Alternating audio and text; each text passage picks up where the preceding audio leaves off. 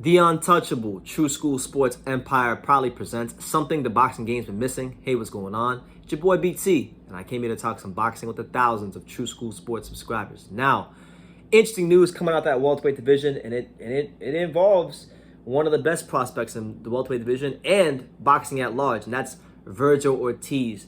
And it was reported by a number of news outlets, but the one I got in front of me is BoxingScene.com. So shout out to Jake Donovan and all the fine folks at BoxingScene.com.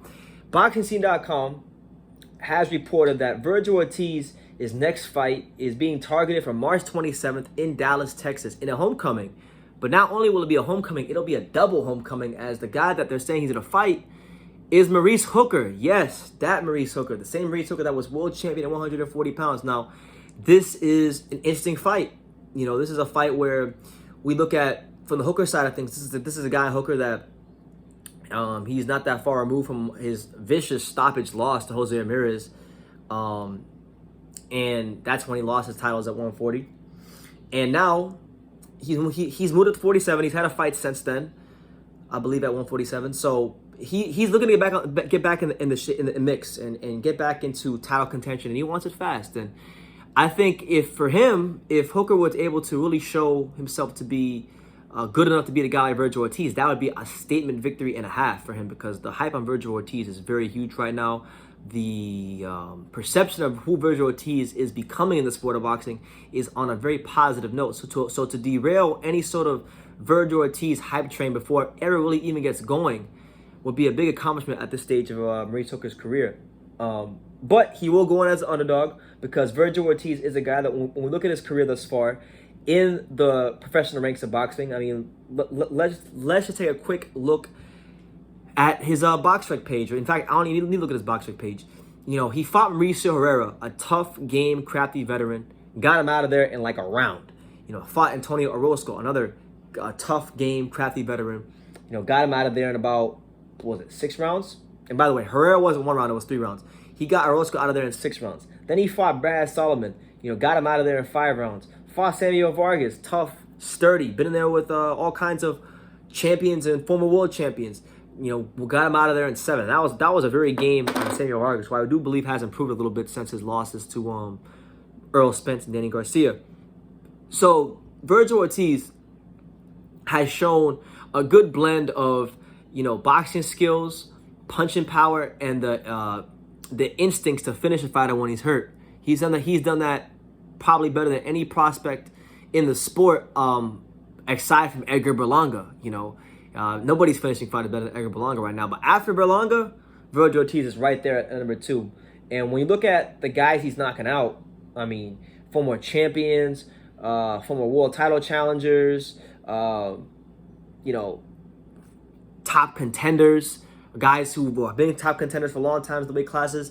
You know, it's not a small feat what he's doing, but I think the Hooker fight would be his biggest test to date, because of the fact that Hooker isn't as far removed from being a champion or a top contender as some of these guys he's been knocking out. So based on that, based on the range, the length he has, because I mean, Hooker, I'm not exactly sure I didn't check the reach, but I'm pretty sure his reach is going to be a little bit longer than Vergil Ortiz's, so he's going to have to be very patient and pick his spots and just be very crafty and very smart with how he gets into range to hit Maurice Hooker.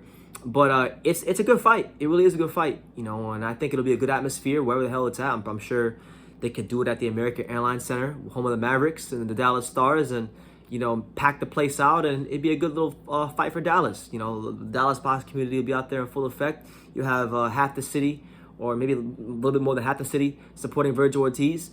And then I'm sure Hooker will have his fans there too. So it'll be a good night of boxing. It'll be a good test for Ortiz to see where he's at right now in his development. And it'll be good to see just where Hooker's at right now, because Hooker, like I said, he's not that far removed from getting knocked out against Jose Ramirez. And look, he didn't just get knocked out against Ramirez. He got knocked out, and then he got hit with like a 5 or 6 punch barrage. I mean, it wasn't no regular knockout. He got his ass beat from pillar to post in that particular fight. So, you know, I have tremendous respect for Maurice Hooker.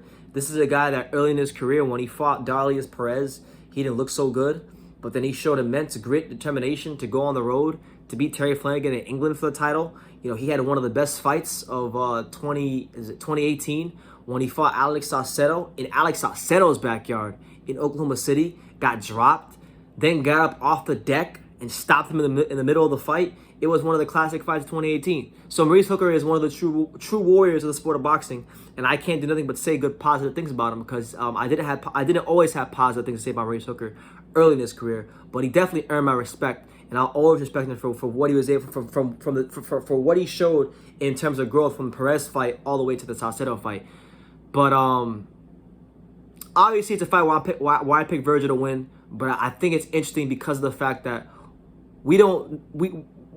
most people will believe that Hooker is done for and that he can't really do anything at this weight class, and they'd be right to believe that because he was a little bit chinny at 140. But the weight cut's not going to be as much. So does Hooker feel stronger? Does he feel like a more quicker fighter, a more dangerous fighter? These things matter for fighters. And sometimes I don't think people consider or think about these things enough, but it's a fight where Vergil Ortiz, I believe, can work on his boxing skills a little bit more because of the range, because of the size, and it'll be valuable. In fact, check that. It'll be invaluable ring experience being there with a former world champion who's as game, as honorable, and as respected as Maurice Hooker. So I'm going to leave it at that. March 27th, DAZN.